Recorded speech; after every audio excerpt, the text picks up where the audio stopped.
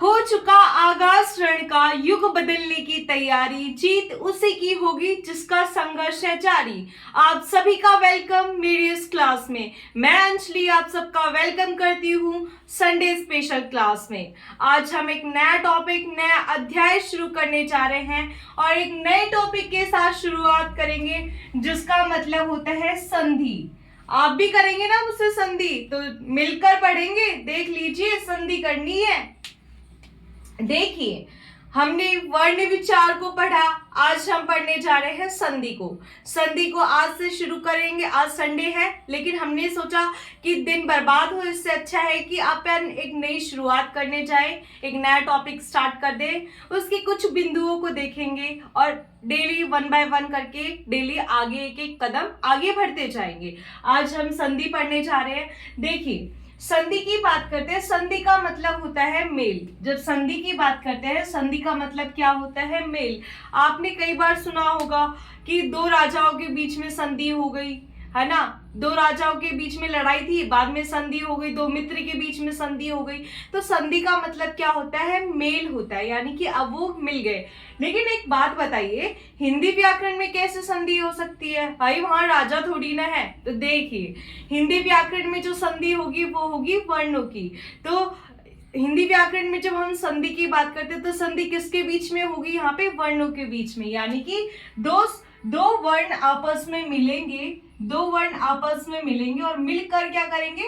संधि करेंगे। ठीक है, तो संधि की बात करते हैं। संधि का मतलब होता है मेल। मेल किसके बीच में? दो वर्णों का परस्पर मेल क्या कहलाता है? संधि कहलाते हैं। जब हम संधि की बात करते हैं, संधि मिलकर बना है, सम धन में धी से मिलकर बना है।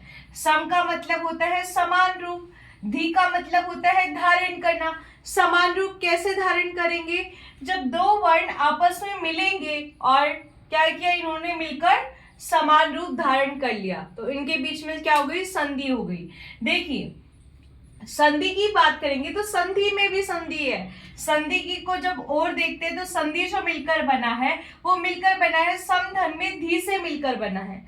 ठीक है, अब ये रूल है कि मैं के बाद कैसे लेकर भय तक का वर्ण आ जाता है, तो इस मैं का या तो अनुस्वार हो जाता है। अनुस्वार हो जाता है तो इसीलिए अपन संधि इस तरीके से लिखते हैं, क्योंकि ये क्या हो गया? अनुस्वार हो गया। तो ये मैं के बाद कैसे लेकर भय तक के वर्ण आ जाते हैं, तो इस मैं का या तो अनुस्वार हो जाता है या फिर इसका पंचम वर्ण हो जाता है। पंचम वर्ण होगा तो देखिए, होगा तो इसी मैं का, पंचम वर्ण होगा तो इसी मैं का, क्योंकि यही मैं तो गायब हुआ है ना। होगा तो अनुस्वार इसी वर्ण, पंचम वर्ण इसी वर्ण का, लेकिन अगले वर्ण का। ध का अगला वर्ण क्या है? न। इसीलिए अगले, देखिए, मैं जो पंचम वर्ण जो होगा वो होगा तो इसी मैं का, लेकिन अगले वर्ग का। अगला वर्ग क्या है? यहाँ पे ध। ध का पंचम वर्ण क्या होता है? न। इसी वजह से संधि और संधि इस तरीके से लिखी जाती है। अब देखिए, दो वर्णों का परस्पर मेल। अगर संधि की हम परिभाषा की बात करते हैं कि संधि होता क्या है, तो देखिए, प्रथम शब्द का अंतिम वर्ण और दूसरे शब्द का प्रथम वर्ण मिलकर उच्चारण और लेखन में परिवर्तन कर दे तो वो संधि कहलाता है। लेकिन एक बात बताइए, क्या केवल उच्चारण और केवल लेखन में परिवर्तन कर देंगे तो क्या वो संधि बन जाएगी? नहीं बनेगी। क्यों नहीं बनेगी? उसका अर्थ भी वही निकलना चाहिए, जो कि मूल शब्द का अर्थ है वही उसका अर्थ निकलना चाहिए। कैसे? देखिए, जैसे अपन ने एग्जाम्पल लिया है कि अभय धन में अरण्य। अब अपन ने संधि की परिभाषा में पढ़ा कि प्रथम शब्द का अंतिम वर्ण दूसरे शब्द का प्रथम वर्ण मिलकर उच्चारण और लेखन में परिवर्तन कर दे तो वो क्या कहलाता है? संधि कहलाता है। लेकिन केवल उच्चारण और लेखन में परिवर्तन कर दे तो वो संधि नहीं कहलाएगा, उसका अर्थ भी वही निकलना चाहिए जो कि मूल शब्द का अर्थ है। देखिए, अभय का मतलब क्या होता है? भय से, है ना। जो भय से मुक्त हो वो अभय है। अरण्य मतलब होता है जंगल। अब जिसको अपन अभयारण्य घोषित कर देते हैं तो क्या उसमें डरने की बात होती है? भाई, जिसको अभयारण्य घोषित किया जाता है वहां पे डर थोड़ी ना होता है, वहां पे सुरक्षा के सारे पैमाने काम करते हैं। इसी वजह से इसका देखो, मूल शब्द का अर्थ भी वही निकला जो कि इन शब्दों का अर्थ है। अब प्रथम शब्द का अंतिम वर्ण, तो य में क्या आ रहा है? ए आ रहा है। और अरण्य में क्या आ रहा है, ए आ रहा है। ए और ए आपस में मिलते हैं तो दीर्घ आ हो जाते हैं, इसीलिए अभ्यारण्य, ये क्या हो गया, दीर्घ आ हो गया। तो यहां तक समझ में आया कि प्रथम शब्द का अंतिम वर्ण और दूसरे शब्द का प्रथम वर्ण मिलकर उच्चारण और लेखन में परिवर्तन कर दे तो संधि कहलाता है, परंतु उसका अर्थ भी वही निकलना चाहिए जो कि मूल शब्द का अर्थ है, तो वो संधि कहलाएगा। ठीक है, अब यहाँ पे देखिए अपन ने कहा कि इसका मूल अर्थ भी यही निकलना चाहिए, है ना। तो कई सारे ऐसे हैं जगह, अगर अपन जैसे की बात करते हैं, देखिए यहाँ पे देखिए, जैसे अपन ने बोला विश्व धन में अमित्र, विश्व धन में अमित्र, तो ये मिलकर क्या बनता है, विश्वामित्र, विश्वामित्र, है ना। अब इसमें क्या हुआ, प्रथम शब्द का अंतिम वर्ण और दूसरे शब्द का प्रथम वर्ण मिलकर उच्चारण और लेखन में, अब प्रथम शब्द का अंतिम वर्ण क्या है, ए है, दूसरे शब्द का अंतिम प्रथम वर्ण क्या है, ए है। ए और ए आपस में मिलेंगे तो दीर्घ आ बनाएंगे, इसीलिए इसका विश्वामित्र हो गया। क्या लेकिन इसका अर्थ वही निकल रहा है जो कि मूल शब्द का अर्थ है। तो देखिए जानिए, विश्व मतलब संसार का, अमित्र यानी कि होता है शत्रु। तो एक बात बताइए, विश्वामित्र क्या संसार के शत्रु थे? शत्रु तो नहीं थे, यहाँ नाम से पता चल रहा है विश्वामित्र, यानी कि विश्व के जो मित्र है वो विश्वामित्र कहलाता है, लेकिन यहाँ पे अमित्र का मतलब शत्रु आ रहा है, तो क्या ये संधि कहलाएगा? ये संधि नहीं कहलाता, ये संयोग कहलाता है। ठीक है, अब देखिए संयोग की बात करते हैं। संयोग होता क्या है? संयोग में क्या होता है, जैसे अगर अपन ने लिखा मन है धन में कामना, जब इसका देखते हैं तो इसको ऐसे के ऐसे लिख दिया, इसमें कोई परिवर्तन ही नहीं हुआ। मानव धन में ता, इसको ऐसे के ऐसे लिख दिया मानवता, क्या कोई परिवर्तन हुआ? नहीं हुआ। तो ये है अपने संधि को शुरुआत करने से पहले अपन ने उसकी सामान्य जानकारी समझी कि संधि होता क्या है। तो हमने कहा संधि क्या होता है, संधि का अर्थ होता है मेल।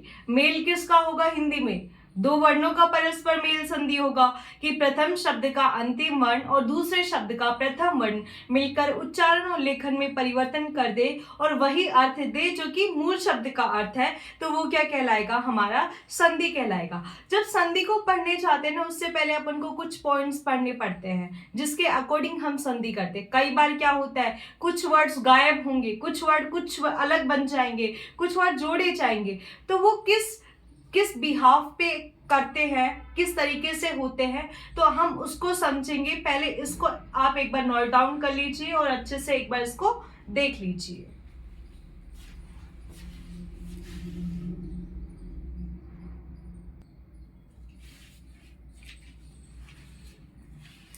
तो देखिए हमने संधि की बातें पढ़ी कि संधि क्या होता है, संधि कैसे बनी है, संधि में कैसे क्या होता है। अब उससे आगे चलते हैं।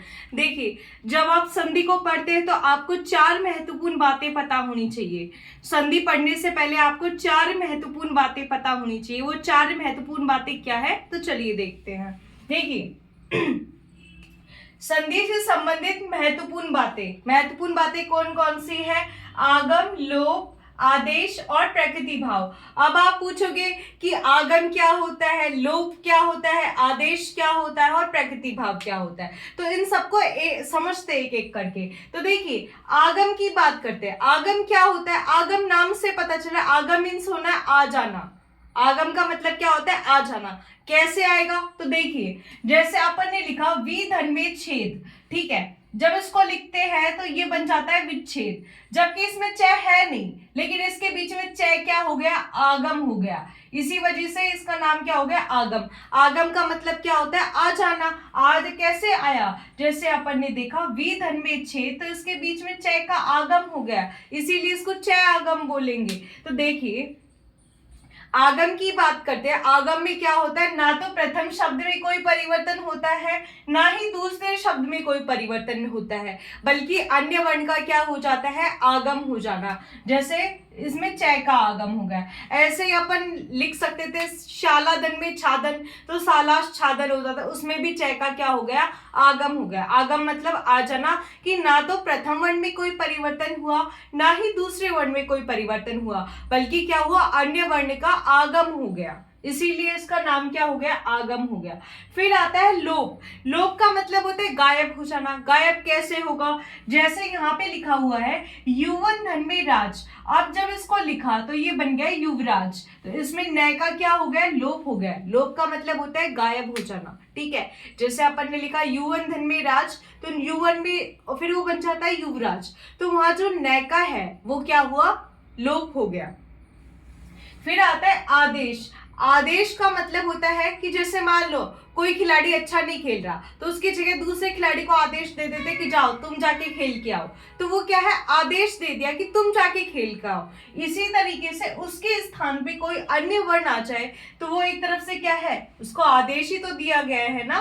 तो आदेश की बात करते हैं, आदेश जो बना है वो बना है, जैसे कि आदेश की बात करते हैं, आदेश का एग्जाम्पल क्या है, तो वाक धन में हरि, वाक धन में हरि मिलकर क्या बनता है, वाघरी बनता है। वाघरी कैसे बनता है कि मैं के बाद है जो है वो क्या है, घोष वर्ण है। याद है ना घोष वर्ण क्या होता है, अपन ने पहली क्लास में पढ़ा था, जिसमें गूंज नाद या कंपन हो, तो है क्या है, घोष वर्ण है। तो कै के बाद कोई घोष वर्ण आया तो इसका तो वर्ग का कितना हो गया, तीसरा हो गया, और इसका वर्ग का चौथा हो गया।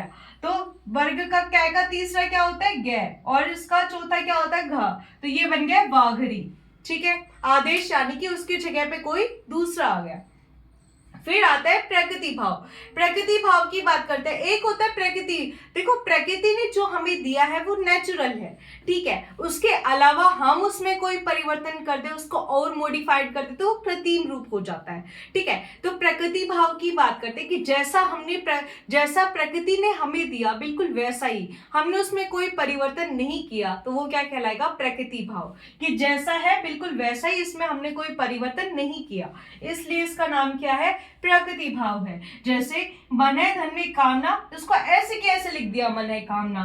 तप है धन में पूत, इसको ऐसे कैसे लिख दिया, तप है पूत। तो ये चार वो महत्वपूर्ण बातें हैं कि जब आप संधि को पढ़तेंगे तो कई बार आप क्या देखोगे, उसके एक वर्ण के स्थान पे दूसरा वर्ण आ जाता है, कई बार गायब भी हो जाता है, तो वो किस रूल के आधार पे होते हैं। तो वो चार ये बातें हैं जो संधि पढ़ने से पहले हमें पता होनी चाहिए कि ये चार बातें कौन सी है, जिसके अकॉर्डिंग हमें संधि को और आसानी से, यार ये तो कंफ्यूज पैदा कर देंगे ना अगर आपको पता ही नहीं होगा आगम क्या होता है, आदेश क्या होता है, लोप क्या होता है, प्रकृति भाव क्या होता है, तो ये तो आपको कंफ्यूज कर देगी। तो लेकिन उसको संधि को पढ़ने से पहले अगर हम इन चारों बातों को समझ जाएंगे, अगर कभी कुछ गायब होता है तो अपन समझ सकते हैं कि वहां पे क्या हुआ, लोप हुआ, कोई और वर्ण आया तो समझ सकते हैं आदेश हुआ होगा।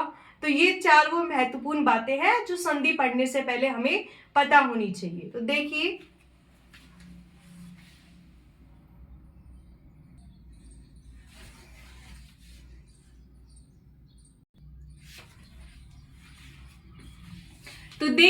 हमने पहले संधि से संबंधित महत्वपूर्ण बातों को देखा और फिर संधि में क्या होती है संधि, ये सब चीजें अपन ने समझ ली। अब आगे आता है कि संधि के भेद कितने होते हैं। जब आपसे पूछा जाएगा कि संधि के भेद कितने होते हैं तो आप क्या बताएंगे, संधि के 3 भेद होते हैं। संधि के 3 भेद होते हैं, कौन कौन से होते हैं, स्वर संधि, व्यंजन संधि और विसर्ग संधि। तो क्या होता है स्वर संधि, क्या होता है व्यंजन संधि और क्या होता है विसर्ग संधि। देखिए स्वर संधि की बात करते हैं, स्वर संधि की परिभाषा आती है कि स्वर संधि की बात करते हैं, यहाँ पे ये नहीं आएगा, स्वर के बाद स्वर संधि की बात करते हैं। स्वर संधि क्या होती है, तो 1 मिनट रुकिए, मार्कर लेके आती हूँ जरा।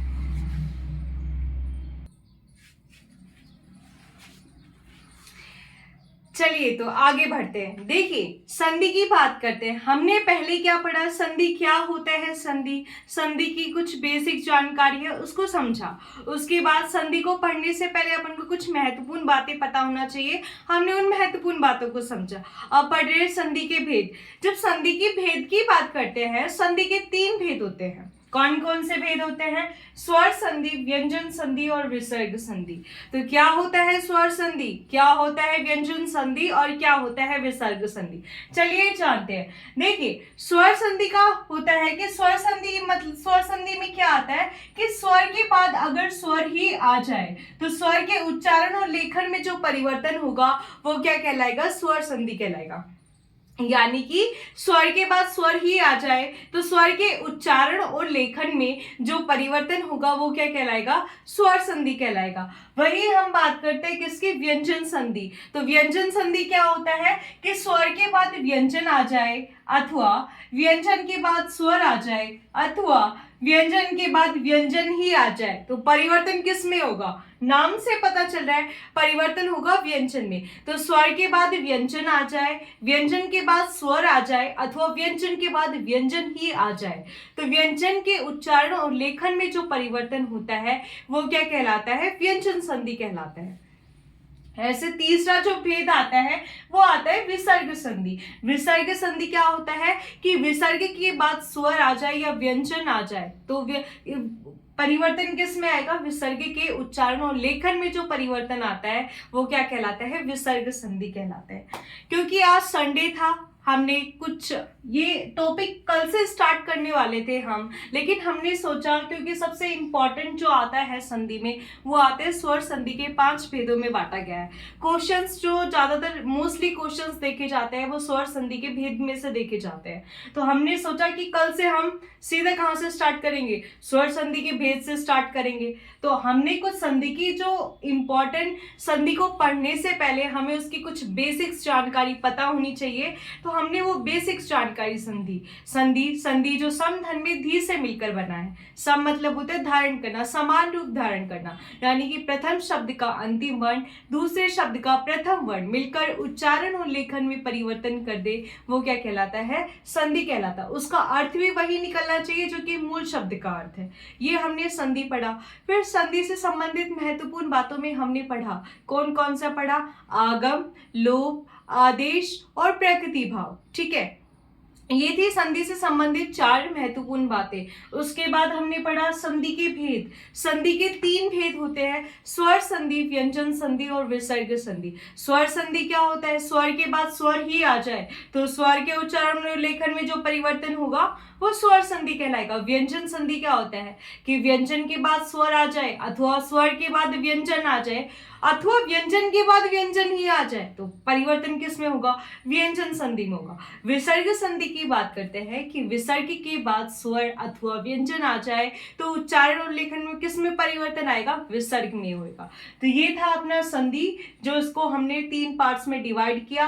कल हम इसके विसर्ग संधि के, स्वर संधि के हम क्या 5 भेद में बांटेंगे और उसको पढ़ेंगे, जो कि एग्जाम पॉइंट ऑफ व्यू से बहुत जरूरी है। क्योंकि आज संडे है तो क्लास हम छोटी सी रखेंगे और कल की क्लास और बेहतरीन और ईमानदारी से आगे बढ़ते चलेंगे।